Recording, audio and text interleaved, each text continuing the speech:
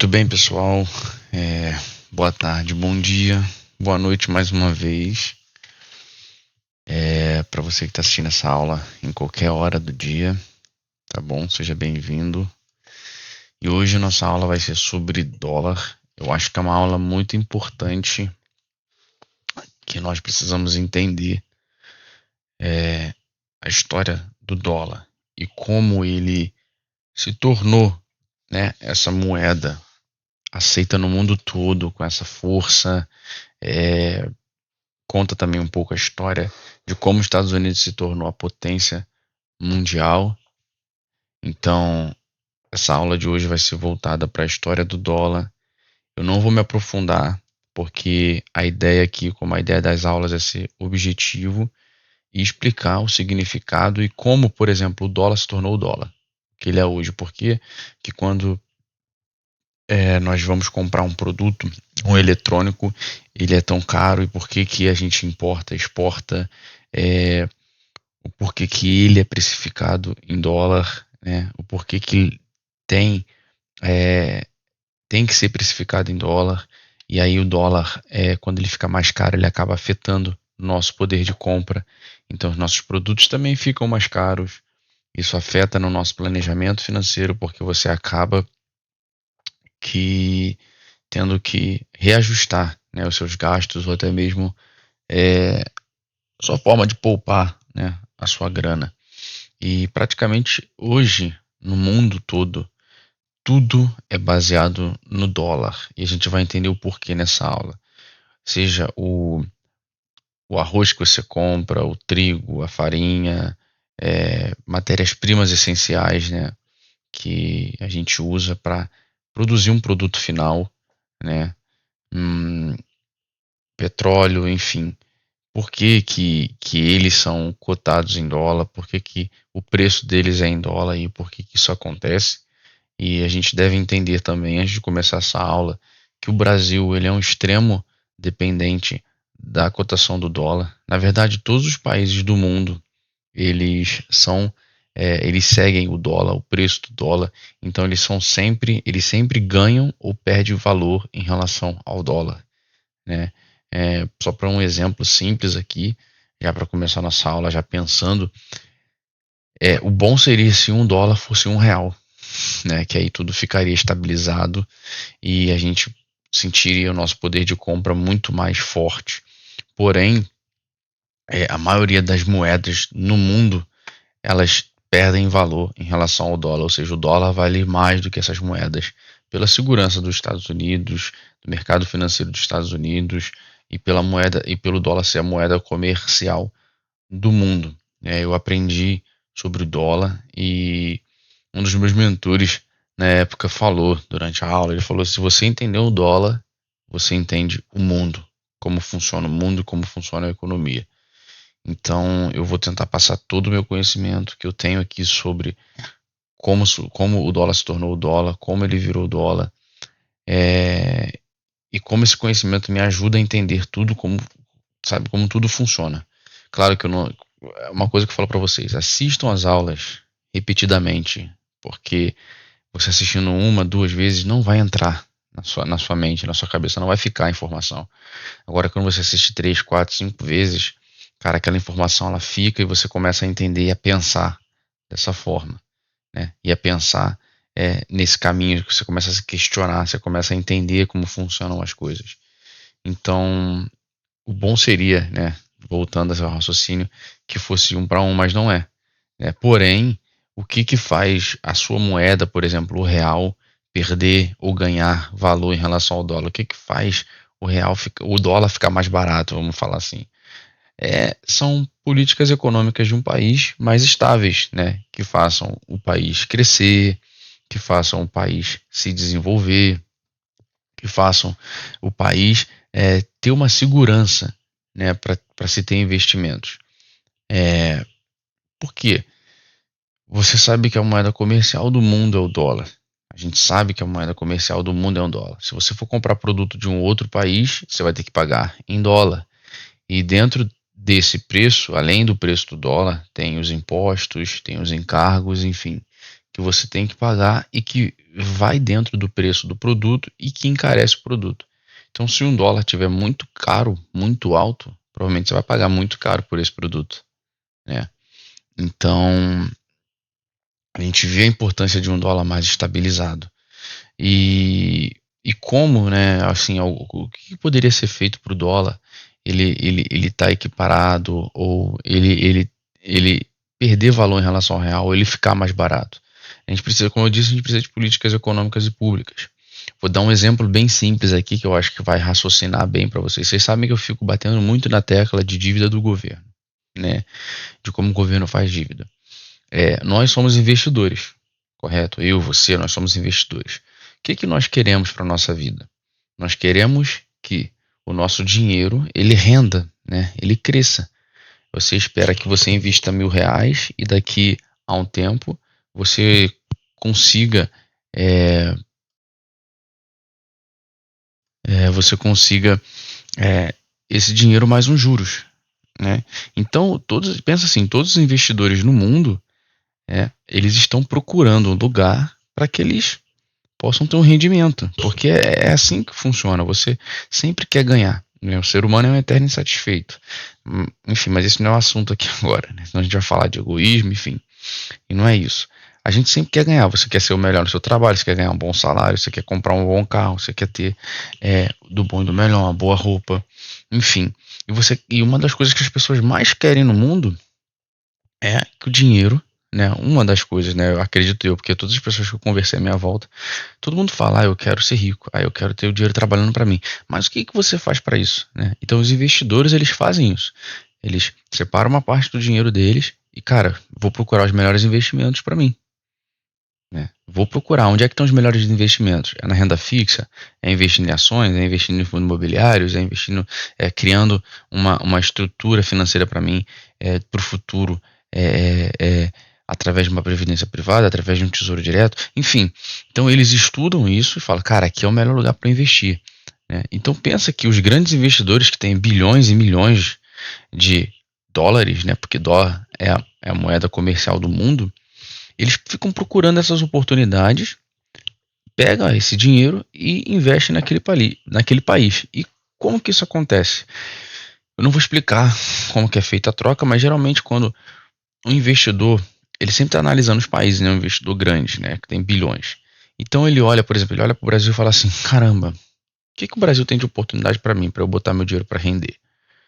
Pô, será que o Brasil está investindo em fábricas? Será que tem fábricas lá? Será que tem empresas crescendo? Será que tem companhias se desenvolvendo? Será que tem multinacionais chegando naquele país, se estabelecendo naquele país, se desenvolvendo, crescendo, gerando emprego? Será que aquela empresa que vai entrar lá vai dar lucro? Porque, pensa, ninguém cria uma empresa para não dar lucro. Correto? Então, esses investidores, eles procuram essas oportunidades. Eles olham para o Brasil e falam, pô, beleza, no Brasil tem uma boa oportunidade, né? Então, eu vou lá e vou investir. Como é que ele faz? Ele vai investir no Brasil, só que ele não pode investir em dólar no Brasil. Por quê? Porque a moeda do Brasil não é dólar. A moeda do Brasil não é dólar, a moeda do Brasil é real. Então, o que eles fazem? Eles pegam aqueles milhões de dólares, milhares, bilhões, transforma em real através de um banco, né? Vai lá no banco, fala, olha, eu quero investir em tal lugar, tal, eu quero trocar meus dólares por real. Troca o dinheiro por real, pega esse real e investe, seja nas empresas, nas indústrias, nas companhias, e coloca aquele capital ali.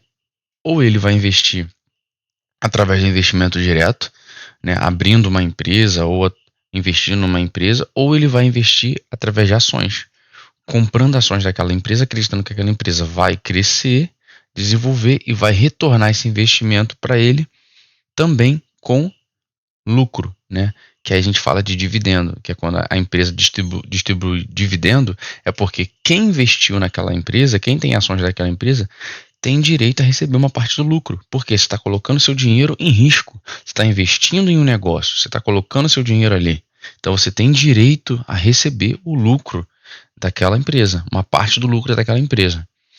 Então os investidores eles fazem isso. Então no momento que eles trocam o dólar por real, o dólar entra no país.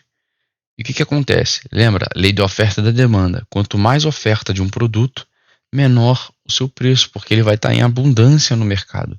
Ele vai ter muito no mercado. Então vai ter muito para muitas pessoas. Então quanto mais dólares numa economia, menor é o preço do dólar. Esse é um dos fatores que influencia o preço do dólar, né? E por que eu estou falando isso para você? Porque eu vou linkar agora para a dívida do governo.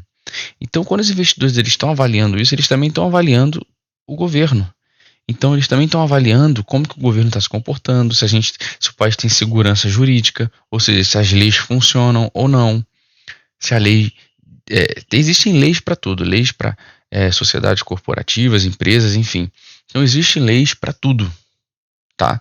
Então se essas leis forem alteradas muitas vezes para beneficiar empresas, para beneficiar pessoas, o nome disso é insegurança jurídica. Então ninguém quer deixar seu dinheiro em um lugar que tem insegurança jurídica, que as leis mudam direto. Já começa por esse ponto. Então você já começa, os investidores já começam a olhar e falar, poxa, o Brasil não tem segurança jurídica. Outro ponto, né? Como ele está buscando rentabilidade, você está querendo um investidor, você está querendo investir e querendo um retorno de juros. Quando ele olha para o país do Brasil, vamos dar um exemplo agora. Poxa, o Brasil está com a taxa de juros alta, né? Por quê? Porque a taxa de juros do Brasil está alta porque a inflação está alta. E outro fator é a dívida do governo. O que acontece? O investidor, ele fala assim, olha, eu quero entrar no país. Mas o Brasil tá. O que eu vou fazer? Eu coloco em ações, que vai ter um risco, a empresa pode quebrar. Por mais que ele faça avaliações, estude, a empresa pode quebrar, às vezes pode ter um retorno. Por exemplo, às vezes ele faz um cálculo, tem todo um cálculo para você ver quanto você pode retornar por ações. Às vezes você faz um cálculo e eu só vou ter um retorno de 6% no ano. E aí você olha a taxa de juros do país, está 10, 11%. Ele fala, opa, eu vou investir nesse país. E como é que ele investe? Através de títulos públicos conhecidos como Tesouro Direto. Ele vai e empresta esse dinheiro para esse país.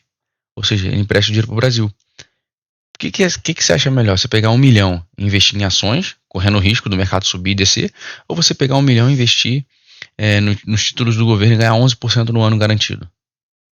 É muito melhor você investir no título do governo e garantir 11% ao ano. Correto? Então eles entram aqui com dólar, né, e investem nesse título. E aí você vê que o seguinte, a economia não consegue desenvolver. Por quê? Porque o governo está drenando esse dinheiro, está querendo se financiar. E aí ele começa a fazer os estudos. Vem no meu raciocínio, ele investiu aqui porque estava 11%, porque ele quer uma rentabilidade.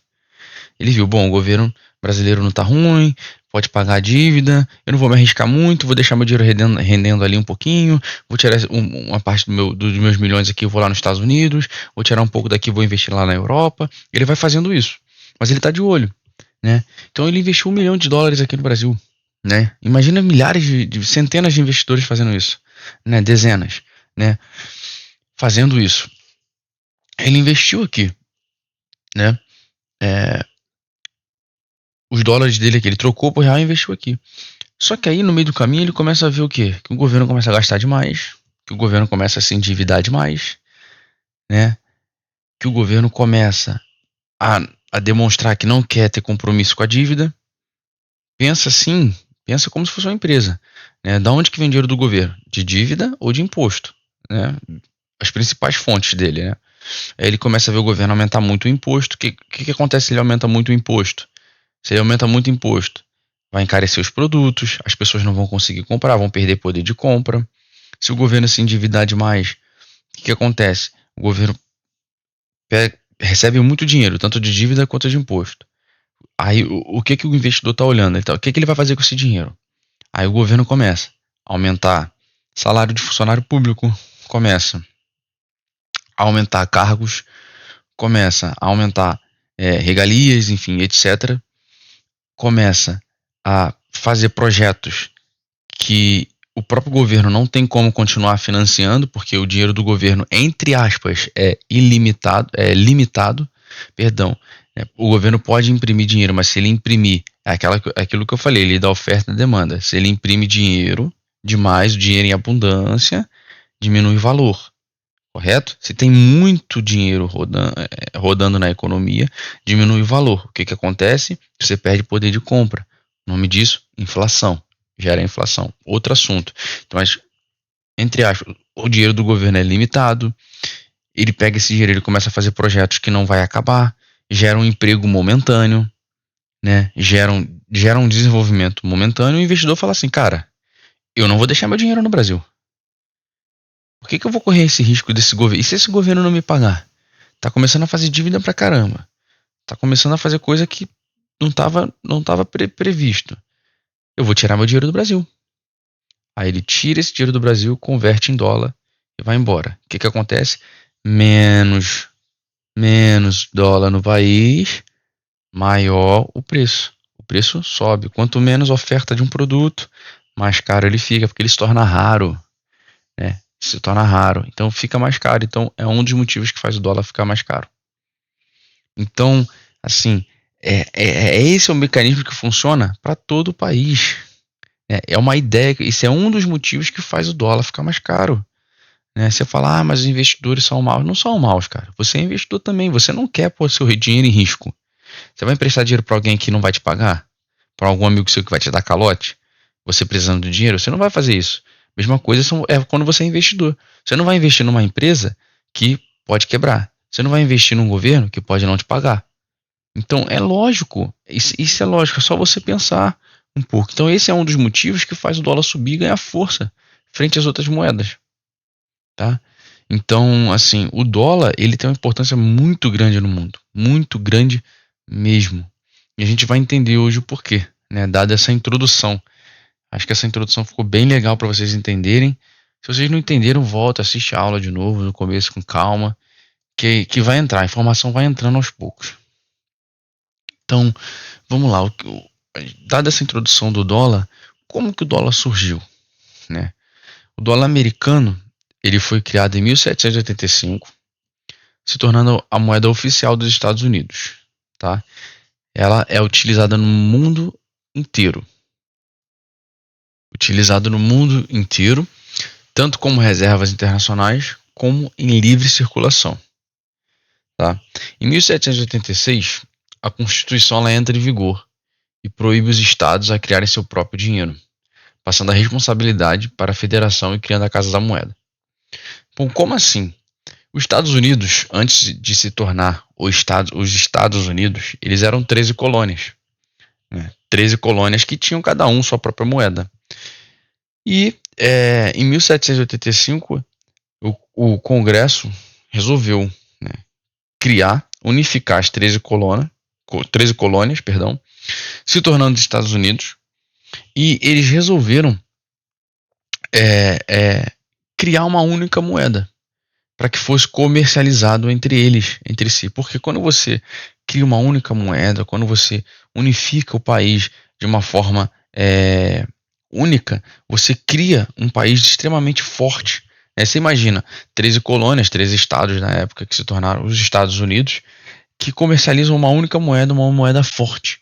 Né? Uma moeda que, entre eles, tinha-se a confiança. Né? Nessa época, eles tinham diversas outras moedas, e quando eles unificam para uma moeda só, eles se tornam mais. É um fator psicológico, eles se tornam mais confiantes, eles se tornam mais únicos, né? E começam a utilizar aquela moeda. No momento da criação do dólar, né, a principal potência do mundo era a Inglaterra.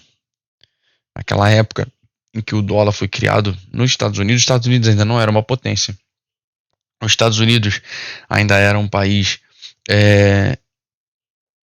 em desenvolvimento e um pouco mais desenvolvido, mas tinha as suas ressalvas ali, estava crescendo, estava desenvolvendo, foi unificado as 13 colônias para um país só, mas naquele momento, naquele exato momento ali, o país mais forte era, a potência do mundo era a Inglaterra, né? Por quê? Porque lá eles tinham o principal, né, que era o mercado financeiro forte, uma regulação forte, né, uma moeda forte que eles usavam para financiar toda a Europa e todos os países que necessitavam fazer comércios internacionais. Então, o principal centro financeiro do mundo era na Inglaterra. Só que ao mesmo tempo que o principal centro financeiro era na Inglaterra, né, eles tinham a própria moeda deles, tinha um fator que dava a confiabilidade para a Inglaterra. Um dos fatores, que era o padrão ouro. Né? Ou seja, que a Libra, né, que era a moeda da Inglaterra, ela era atrelada ao ouro. Ou seja, ela tinha um valor em relação ao ouro.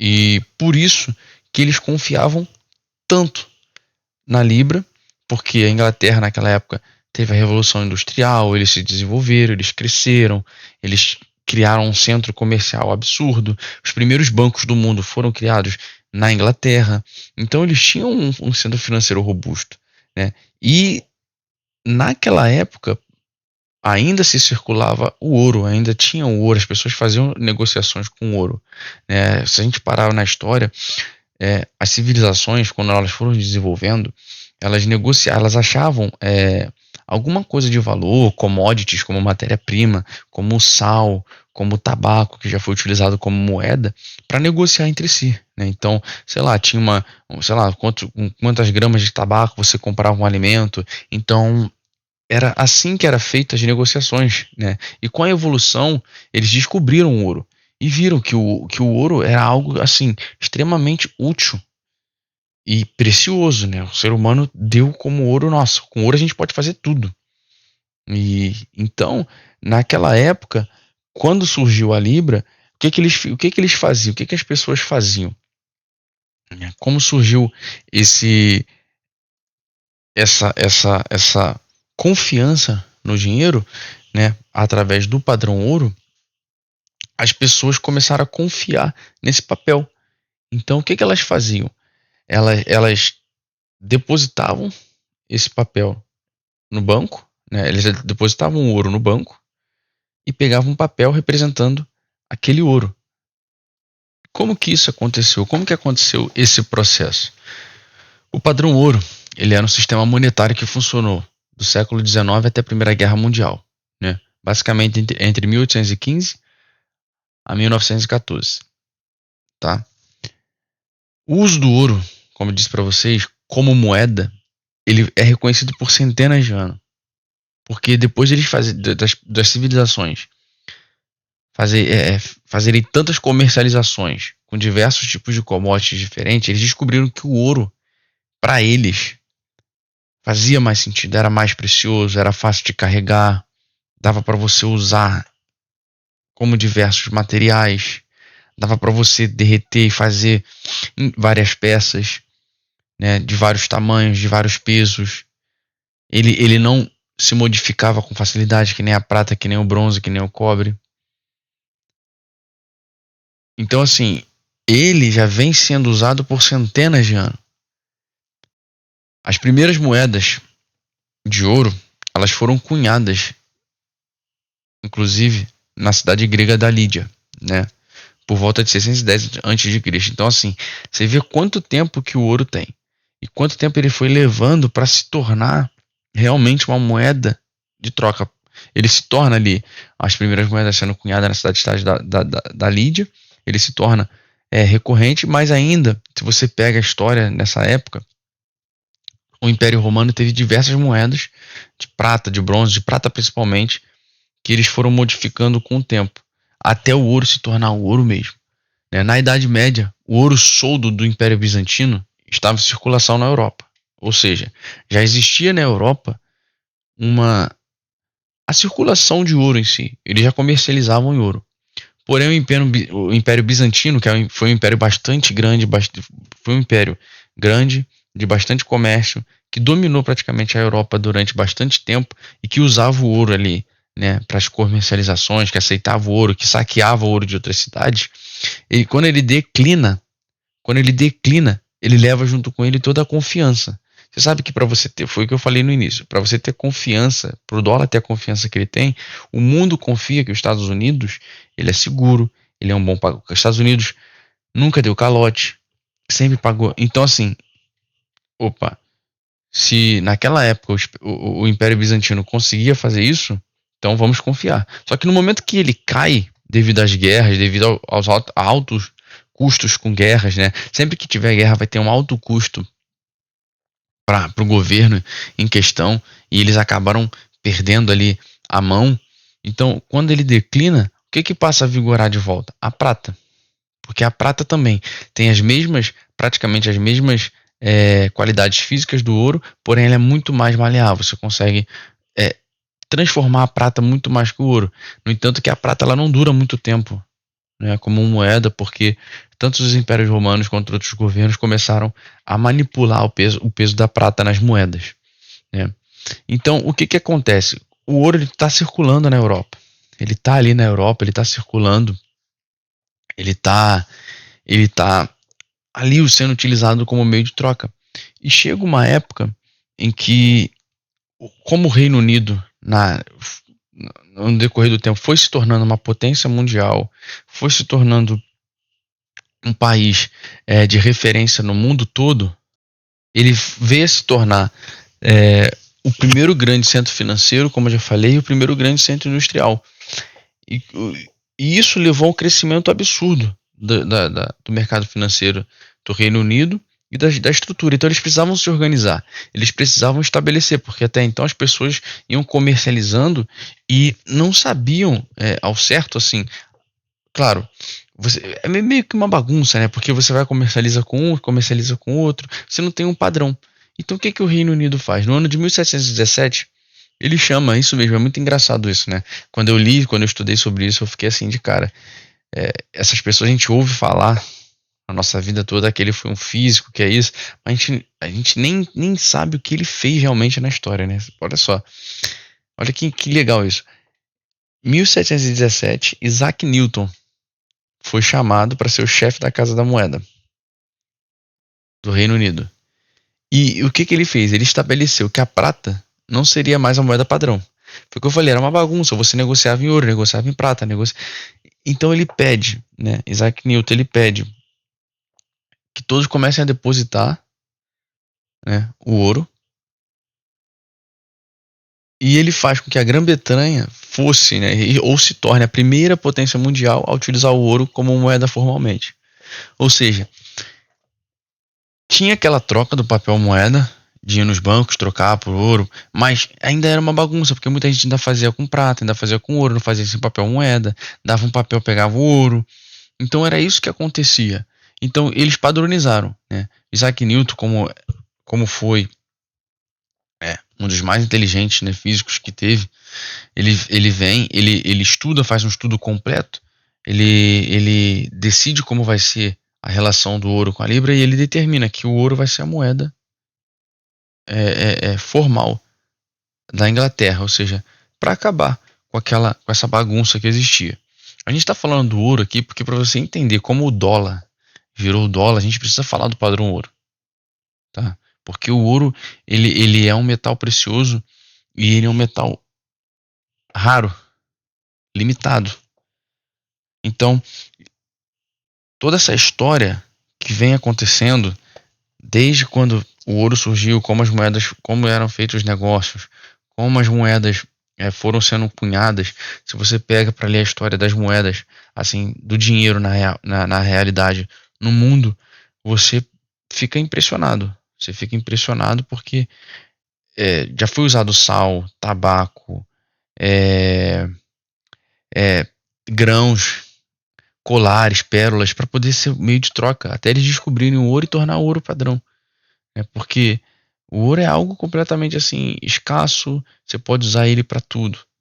Então eles estabeleceram essa relação do ouro com a libra, né? O que ajudou eles a se estabelecerem ainda mais no comércio internacional. E aqui uma observação, né? Os Estados Unidos só adotaram o padrão ouro em 1873. Ou seja, você lembra, né, que os Estados Unidos eram 13 colônias, né? Eles eram 13 colônias. Olha lá, em 1786 eles entram em a Constituição dos Estados Unidos entra em vigor, estabelece os Estados Unidos, né, e proíbe os estados de criarem seu próprio dinheiro. Ou seja, eles criaram o dólar e naquele momento eles criaram o dólar, eles estavam usando o dólar, mas não usavam o padrão ouro ainda. Você pode ver que no momento da criação do dólar, a principal potência do mundo era a Inglaterra, tendo o seu banco como mais importante daquela época. No mesmo tempo que os Estados Unidos faz isso, está acontecendo isso na Inglaterra. Né? Eles estão crescendo, desenvolvendo, se tornando o maior centro financeiro e industrial do mundo. Eles estão estabelecendo que o ouro vai ser o padrão, a moeda padrão para eles. E ao mesmo tempo cria-se a Libra, as pessoas começam a trocar esse pedaço de papel, a Libra, referente a um certo peso de ouro. Só que os Estados Unidos só passa a adotar o padrão ouro em 1873. Muitos anos depois. Muitos anos depois. Né? E por quê? Por que o do padrão ouro? Por que as pessoas e por que os países adotaram o padrão ouro? Foi como eu disse, o ouro ele é escasso, ele é divisível, ele é portátil, ele é durável e ele daria um ótimo meio de troca para a época. Ele daria um ótimo meio de troca para a época. Justamente por essas características peculiares do ouro. Né? Então, você vê que o fator psicológico coloca na cabeça do homem, ele enxerga, e o ouro mostra para ele que ele é escasso, divisível, portátil e durável. Então, isso dá mais segurança para as pessoas, para os investidores da época do Centro Financeiro de Londres, né, da Grã-Bretanha em si, comercializarem, né, mudarem, trocarem, trocarem os seus papéis moeda, né, que significavam algum valor em ouro, entre eles, entre si e com os bancos. Com essa facilidade, as pessoas começaram a depositar seu ouro nos bancos, como eu falei, em troca de um recibo, surgindo assim um dinheiro de papel. Que aí surge a Libra, e aí começa a comercializar no mundo todo. Todos os negócios da época eram feitos em Libras, né?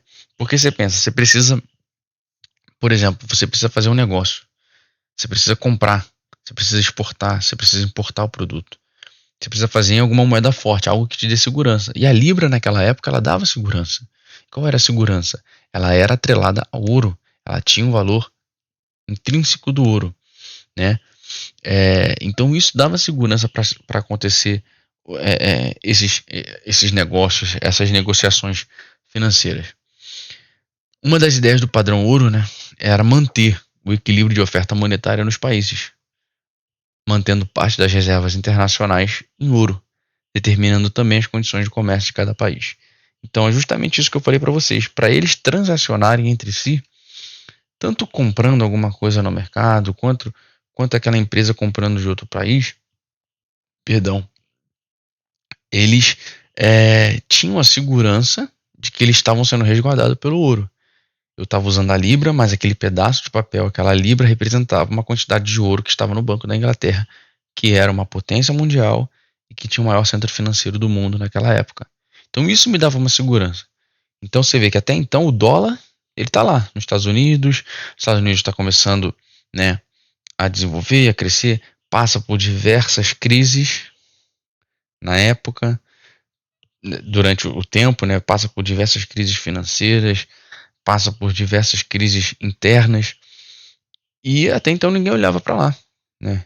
Fazia-se negócio com os Estados Unidos fazia negócio com a Europa, com outros países também em libras, mas o dólar até então não era o dólar, né? Se negociava em libra. E a segurança era o ouro, né? E aqui um ponto que eu queria muito que vocês prestassem atenção é nessa questão de reservas internacionais. Por quê? Nessa época, para você comprar e vender para um país, você tinha que ter a segurança de que aquele país ia te pagar. Até hoje é assim, né? Mas estou falando assim, na época que se utilizava o padrão ouro. Até hoje é assim. Mas os países faziam muito isso para poder equilibrar entre eles, né? Já que eles tinham a condição ali de quanto ouro existia, né, na época, quanto que eles tinham, enfim, eles faziam essa condição. Então, se um país tivesse mais ouro do que o outro, ele tinha que comprar o ouro, ele tinha que vender esse ouro para outro país para equilibrar a balança comercial deles. Então, eles vendiam isso, não era tipo, tu compra meu ouro aqui, não, era através de exportação e importação. que é o que eu vou explicar para vocês agora. Como que isso funcionava? Por exemplo, o que é a exportação, né? A exportação, uma exportação maior que a importação, que é quando ele tinha mais ouro acumulado. Quanto mais ouro aquele país tinha, mais moeda circulava, mais aquele país consumia e maiores seriam os preços das mercadorias daquele país. Ou seja, eu tenho mais ouro, correto? Eu comprei mais ouro, tenho mais ouro comigo. O outro país, né, que está exportando para mim, que está vendendo para mim, está com meu dinheiro, com as minhas libras. Então a moeda circulava. Lembra? Mais oferta. Você lembra que eu fiz a introdução para vocês explicando de oferta e demanda da moeda? Então, mais dinheiro naquela economia, mais as pessoas vão consumir. E mais o preço vai subir, fazendo aquele preço ficar mais caro, gerando a inflação. Ou seja, como os preços sobem, aquele país ele perde competitividade com os outros países. Se eu estou vendendo um produto mais barato que ele, por que você vai comprar um produto dele? Se você pode comprar um produto de mim que é mais barato. A mesma coisa serve para importação. Quando a importação é maior que a exportação. Quanto menos ouro aquele país tivesse, ou seja, eu comecei a importar menos, comecei a comprar menos. Então eu não tenho ouro, minha quantidade de ouro não cresce. Então menos moeda circulava naquele país. Ou seja, menos moeda lá, menos as pessoas vão consumir. Menos o país vai consumir, as empresas, a indústria. Quando eu falo pessoas, entende todo mundo. Então, o que aconteceria depois? Os preços daqueles produtos iriam cair e mais competitivo ele ia ficar. Então, servia meio que uma balança, um equilíbrio. Se você tem mais do que eu, compra de mim. Se eu tenho mais que você, compra de você. Entendeu? Eu vendo para você. Então, assim, era uma forma dos países se equilibrarem, se guardarem, entendeu? Estarem juntos ali, né? Assim, era a balança comercial. A gente chama isso de balança comercial, exportação menos importação. Então, hoje em dia ela é feita em dólares, né? Quanto mais você compra de um país, menor é sua balança comercial, porque você está tirando dinheiro. Agora, quanto mais eles compram de você, mais dólares está entrando, mais dólares eu tenho, né? O que acontece? O preço do dólar, mais dinheiro, o preço do dólar cai. Esse é o segundo fator, um dos fatores também que faz o preço do dólar cair ou aumentar. Se eu estiver comprando muito produto, eu vou ter que comprar em dólar, então eu vou ter que tirar dólar, né, de algum lugar. Ou as empresas vão comprar, enfim. Eu posso falar mais depois de balanço comercial com vocês, mas só para não fugir do assunto, para vocês entenderem bem. Então, é, dado esse cenário, os países conseguiam se equilibrar. Então, os países estavam, entre aspas, ali, tranquilos. Tranquilos até então. E o que acontece, né? Aí entra uma história, né? Que vocês já devem ter ouvido falar, já devem saber. É grande, foi um fato que ocorreu e que mudou praticamente, veio mudando a história e deixou o dólar se tornar o que o dólar é hoje. Fez o dólar se tornar o que ele é hoje. Depois que teve tudo ocorrido, você sabe que o padrão ouro ele durou durante o século XIX, de 1815 a 1914, que foi quando começou a Primeira Guerra Mundial. Os Estados Unidos nessa época, eles mantiveram o dólar atrelado ao ouro, tá? Então, a guerra começou a acontecer, mas os Estados Unidos estava fora, os Estados Unidos ainda não era potência. E a Primeira Guerra Mundial aconteceu na Europa, envolvendo a Alemanha, Inglaterra, França, Itália, enfim, aqueles países. E o que impede os Estados Unidos nessa época de sair do padrão ouro foi o Congresso, porque eles não queriam começar a imprimir dinheiro. Por quê? Porque com a Primeira Guerra, que aconteceu? Os países da Europa abandonaram o padrão ouro, né? E por que isso aconteceu? Você lembra que a oferta de moeda, a oferta do papel de troca por um pedaço de ouro, por uma quantidade de ouro, era limitada? Por quê? Porque eles tinham um controle. Acabei de falar para vocês, o controle de quanto ouro que tinha, quanto papel tinha em circulação. Então eles tinham esse controle, eles sabiam, né? Dava para saber. Só que com a Primeira Guerra, o que acontece? Eles precisam produzir, eles precisam de armamento.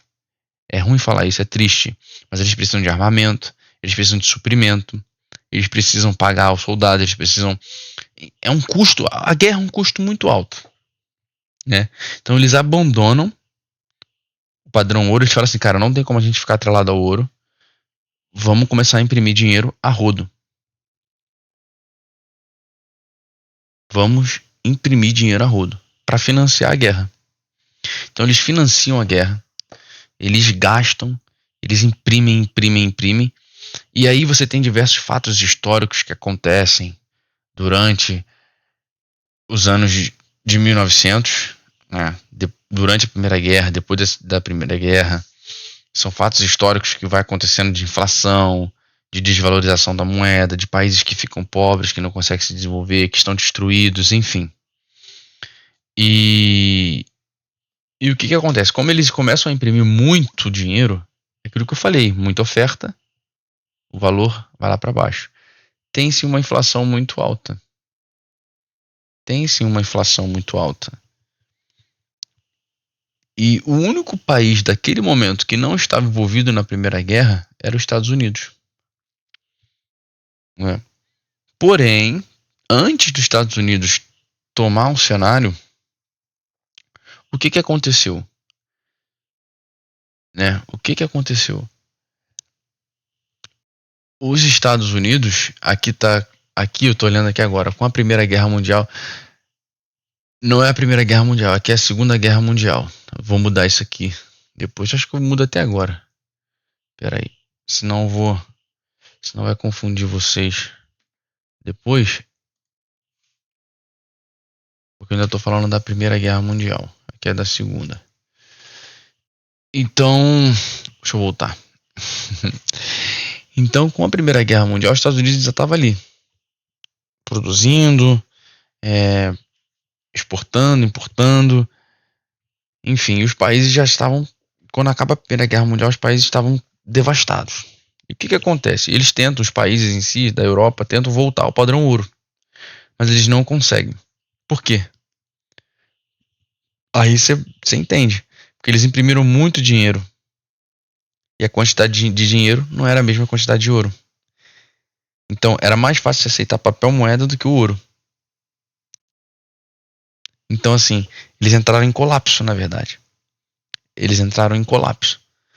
Então, eles não conseguiam achar alguém para poder fazer um negócio.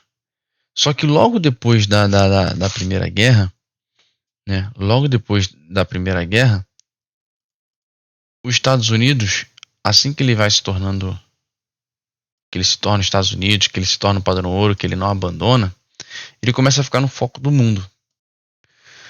Porém, como os Estados Unidos ele se torna o foco do mundo, né? Ele ainda tinha uma regulação muito forte, né? Muito forte. Antes da Primeira Guerra, até os Estados Unidos passou o Reino Unido, né? Na produção de bens e serviços. Ou seja, os Estados Unidos foi crescendo.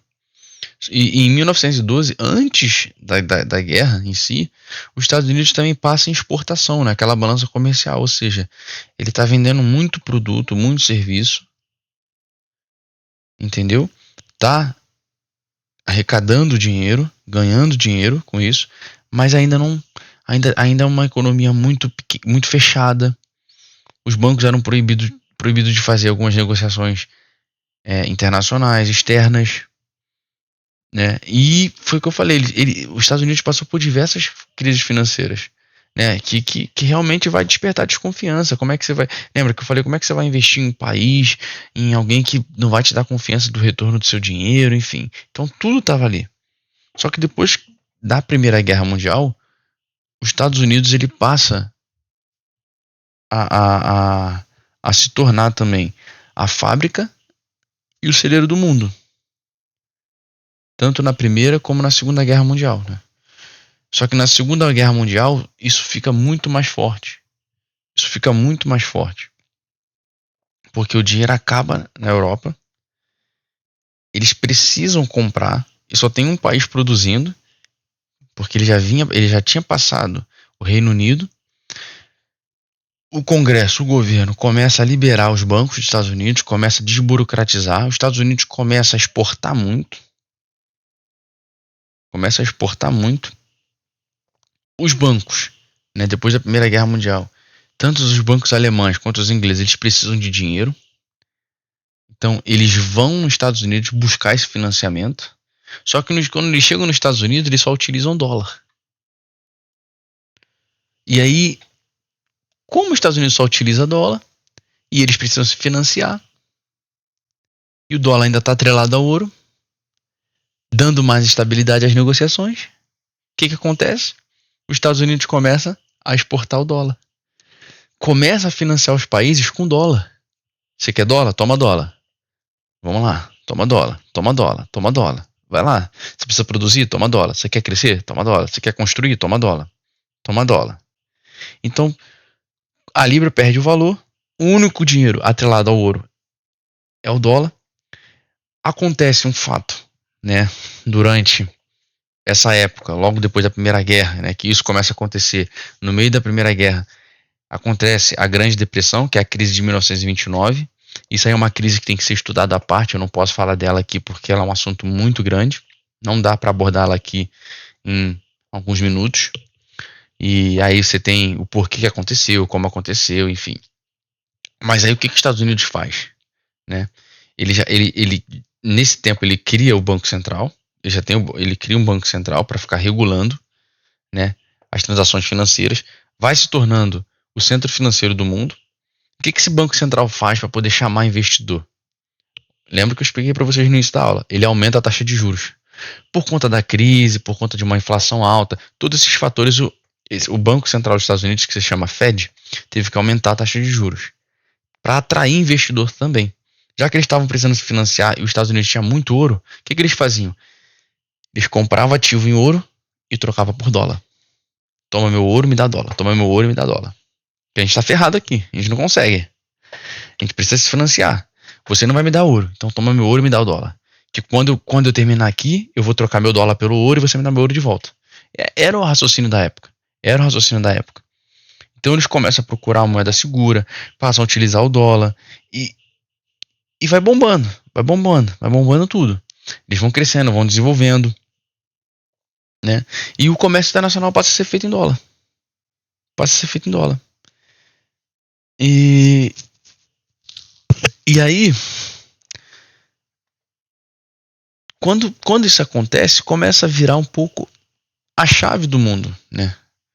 Você começa a ver e fala, caramba, então o dólar começou a entrar, o dólar começou a circular no mundo. Só que quando o Banco Central ele aumenta a taxa de juros para chamar investidor, para que os investidores se financiem, né? Lá na década de 30, quando aconteceu a crise, o que estava acontecendo nessa época? Que eu não posso deixar de mencionar, né? O dólar ele se desvaloriza com a crise.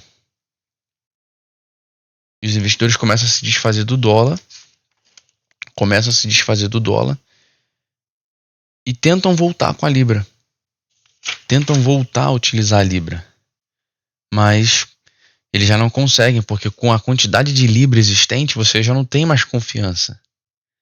Você já não tem mais aquela confiabilidade no centro financeiro do mundo, em Londres, que eles vão te pagar, que eles vão te dar o dinheiro, que eles vão financiar você corretamente, né? Financiar você e te devolver o valor do ouro que é devido, né?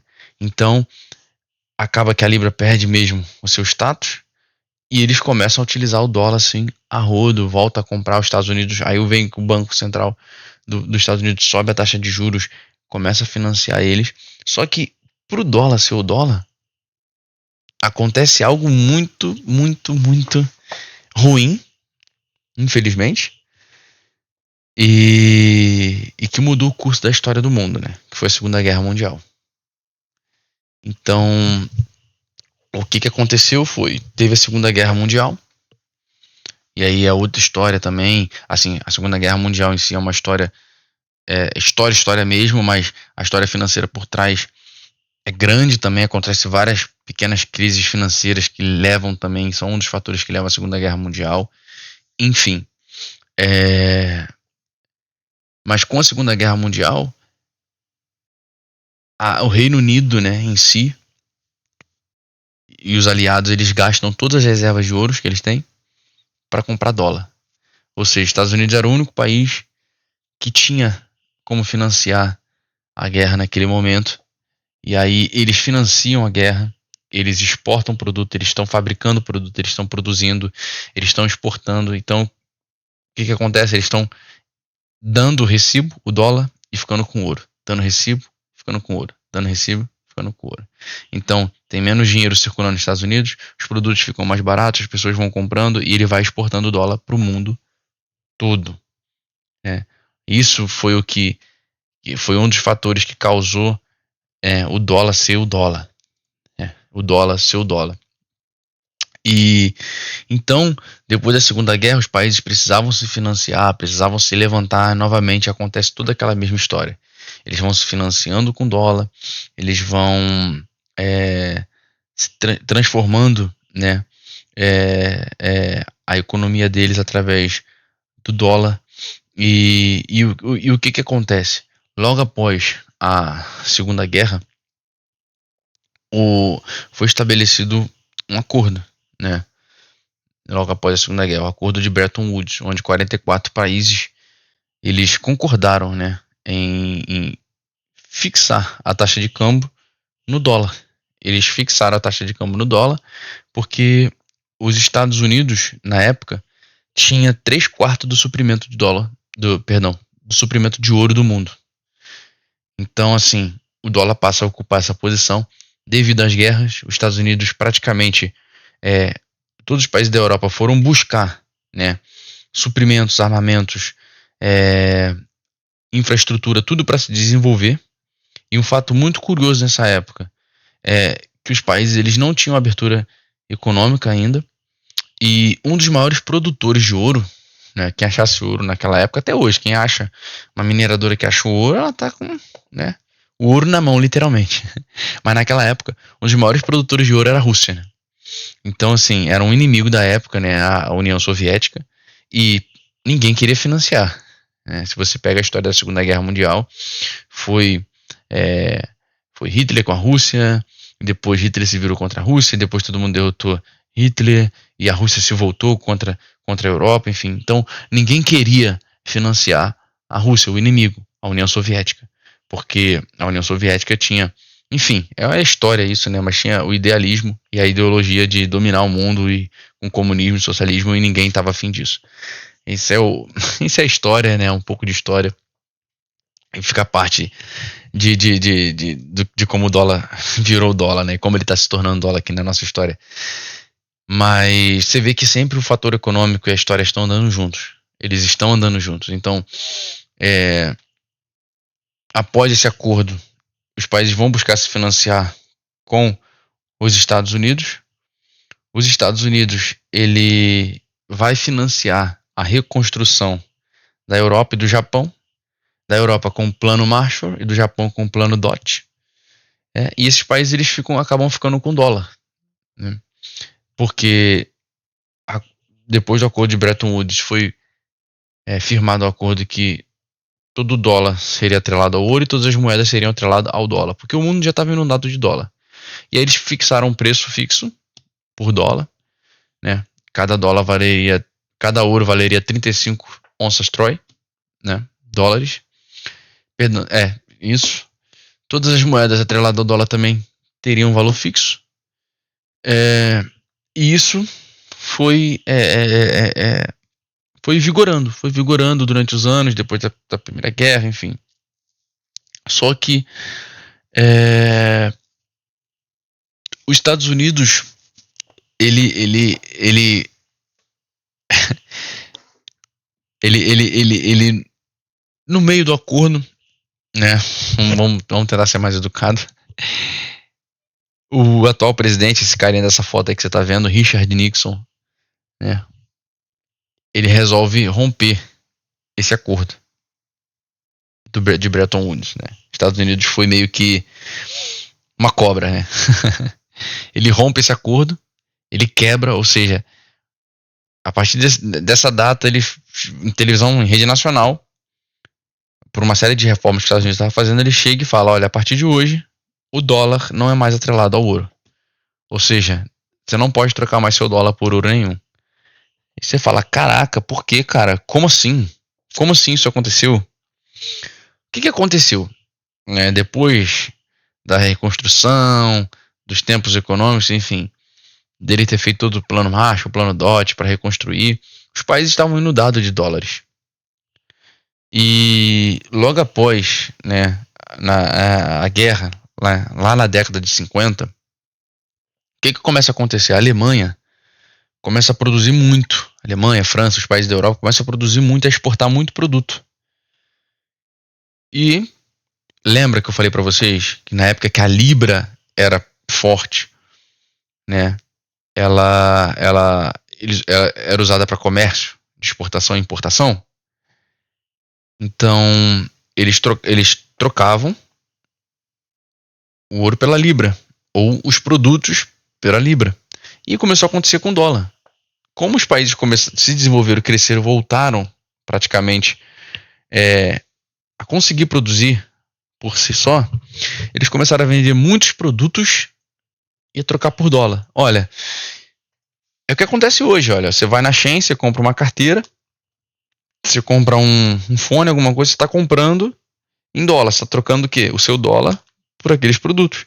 Aquela pessoa que vendeu para você, vai acontecer todo um trâmite no sistema financeiro para aquele país, para que quando cair para ela, caia na moeda dela. Mas ela vendeu em dólar. Então, quando ele vendia em dólar, ele ficava com os dólares e o produto ia embora. Então, esses países estavam com muito dólares. E o que acontece? Exatamente. Os países começam a desconfiar. Você lembra que quando gera desconfiança, quando você tem muita oferta de uma moeda ou de um produto, aquele valor cai? Então os países começam a desconfiar. Cara, será que para toda essa quantidade de dólar, os Estados Unidos vai ter o ouro que eu preciso? E isso não é legal. E aí o que acontece? Lá em 1970, né, depois que eles começam a produzir bastante, um presidente, o presidente atual da França na época, Charles Gaulle, ele começa a reduzir sua reserva de dólar, trocando por ouro. E os outros países começam a perceber isso. Também começam a mostrar, tipo assim, olha, a gente tá desconfiando aqui, cara, vamos começar a trocar nossos dólares aí por ouro, porque eu quero ouro. E aí, acontece o que aconteceu. Esse cidadão aí, o presidente dos Estados Unidos, Richard Nixon, ele rompe, ele quebra o padrão ouro, dólar, dizendo que ninguém pode mais trocar o dólar pelo ouro, e como todas as moedas estão atreladas ao dólar, e o dólar estava atrelado ao ouro, quando ele tira esse padrão, o que acontece? Todos ficam atrelados ao dólar. Ou seja, se você quiser, eu pago a sua dívida em dólar. E você usa o dólar para onde você quiser. Se você quiser trocar entre os países, se você quiser comprar mais dívida de mim, se você quiser comprar mais produtos, é com você. E foi assim que o dólar se tornou a moeda do mundo. Nessa história toda, né? Desde o padrão ouro, desde a troca de moeda, que era sal, que era tabaco, que vira padrão ouro, que a Libra era a moeda do mundo, a Inglaterra era potência. Aí depois da Primeira Guerra, a Inglaterra cai, mas aí os Estados Unidos começam a entrar no poder, mas aí tem a crise de 29, o dólar perde valor, todo mundo volta para a Libra, mas tem muito mais Libra do que ouro. E aí todo mundo perde a confiança e volta a querer dólar. E aí logo depois vem a Segunda Guerra Mundial, que foi o fator decisivo para o dólar virar o dólar. Lá em 15 de agosto de 71, o dólar realmente vira o dólar, se torna o dólar, e é o que é hoje. É o que nós temos hoje. O padrão dólar. Toda moeda é atrelada ao dólar. Por isso que quando o dólar sobe, fica caro, é ruim pra gente. Quando o dólar cai, é bom, né? Então, é isso, gente. Essa foi a aula de hoje. Espero que vocês tenham gostado, que vocês tenham curtido. E, enfim, assista essa aula de novo. Eu sei que foi uma aula extensa, foi uma aula bastante massiva. Tentei explicar de uma forma bem resumida, bem explicada, bem didática, porque você sabe que Primeira Guerra, Segunda Guerra, diversas crises financeiras, não tem como eu entrar a fundo para explicar o que é, como é, o porquê, porque também foram pequenos fatores que influenciaram na mudança econômica que o mundo tem hoje. Enfim, mas é muito importante você saber a história do dólar, porque você, como investidor, precisa estar atento. Cara, o dólar subiu, o que que eu faço? O dólar caiu, o que que eu faço? O que que é importante para mim, o que que não é? Sabe? E como eu já disse, né, para finalizar, esse canal é um canal de educação financeira, não é indicação de investimento. Mas quando você começa a entender o conceito, quando você começa a entender o que como funciona, você já começa a pensar diferente, já começa a olhar diferente. E aí você fala, caramba, eu já sei como é que o dólar funciona, eu já sei por que que tá alto, eu sei por que que tá caro. Né? Será que o governo está gastando demais? Será que tem pouco dólar aqui no Brasil? Será que tem muito dólar? O que que será que está acontecendo? E aí, com o tempo, você começa a desenvolver, você começa, né, a ficar mais atento a isso. Você começa a entrar na sua mente e você começa a pensar naturalmente. O dólar, se você entende o dólar, você entende o mundo e entende seus investimentos.